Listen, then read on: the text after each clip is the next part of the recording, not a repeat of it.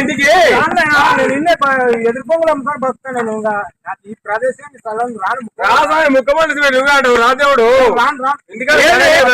వెళ్ళాము. పిల్లలు భార్య మన దర్శనానికని వచ్చినాము.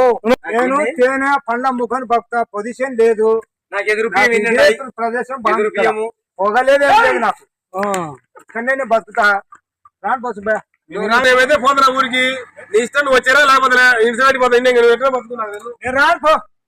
నేను ఇన్నే సెన్సర్లు నాకు పరిచయమైనారు. ఇన్నే సెన్సర్లో కానీ అంటే నేను ఇన్నే బతుకు.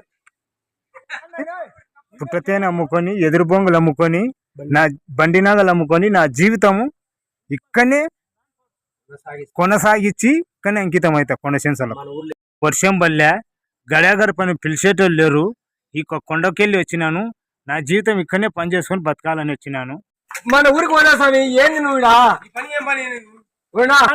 మన ఊరికి ప్రదేశం బాగుంది. మేము ఇంటికాడ నీ భార్య పిల్లలు చెప్పి తోలుకొచ్చుకున్నాము. దర్శనానికి పోతున్నాము శ్రీశైలం అని. నువ్వు ఇట మధ్యలో దిగి ఇన్నే బతుకుతాను. సుగాళ్ళ కాడ ఇన్నేంటి ఎట్టది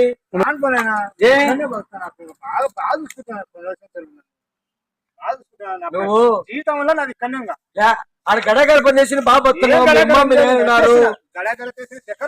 మీ అమ్మ మీ నాన్న బాగున్నారు. లక్షణంగా వచ్చి అన్నురా. ఏం లేదు పోదాం.